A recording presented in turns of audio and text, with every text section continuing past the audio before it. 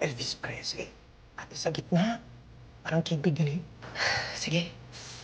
Ganyan na lang. Classic. J. Dominguez. Rockstar. Woo! Woo!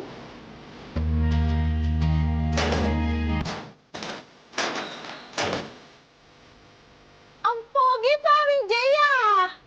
May date ka? Hindi.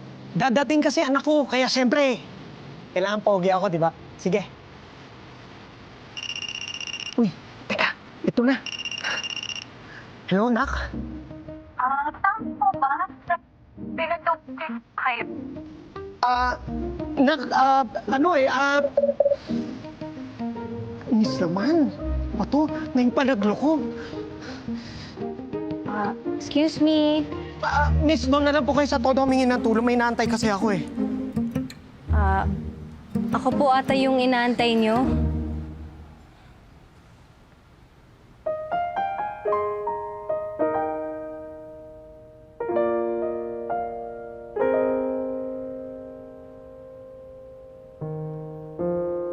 Nak! Welcome home. Ang laki-laki mo na. Ay, para sa'yo pala. Salamat po. Ay, tara, tara. Pasok tayo sa loob. Tara, anak. Tara, tara.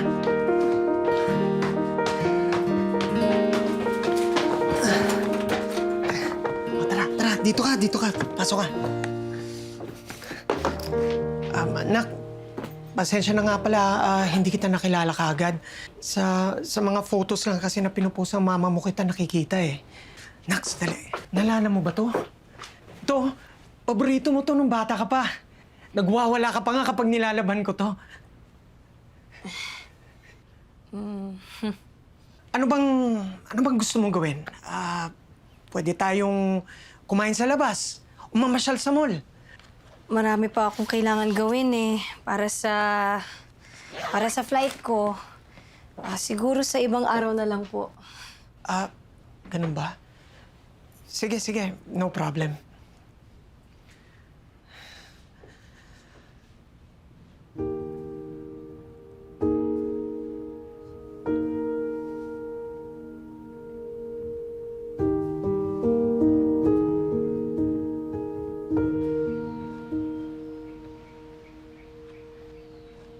Oh, brother! Uy. Ba't nandito ka? Rest day mo ngayon, ah. Busy ang anak ko eh. Hindi rin kami makapag-bonding. Ako nang bahala dyan. Nagsusungit pa ba? Siyempre. Masama pa rin loob niya sa akin. Pero, susubukan ko namang makapag-ayos pa rin kami. Marami pa naman kayong time para dyan. Hindi rin. Nang araw na lang, lilipad na rin yung pa-Canada. Ha? Yun lang. Hindi ko rin naman siya masisi. 17 taon din ako nawala sa buhay niya. Ma, ba't kasi dito pa ako magsistay? Pwede naman ako mag-book ng room malapit sa airport. Anak, hiling yun ng tatay mo. Siyempre, para magkakilala kayo kahit konti. For what? Aalis naman ako. Tsaka ma, pinili niya magbanda-banda kesa sa atin. So, ba't ako mag-a-adjust para sa kanya? Tatay mo pa rin siya, anak. Alam ko mahirap magpatawad. Magpatawad? In 1 week? Parang imposible yun. Anak naman, baka pwede mong subukan.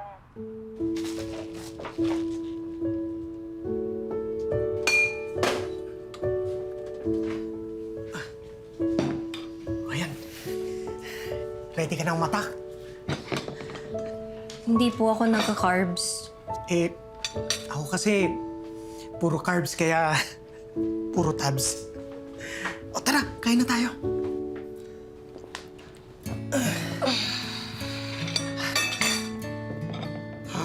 Nak, ano nga palang plano mo pagdating mo sa Canada?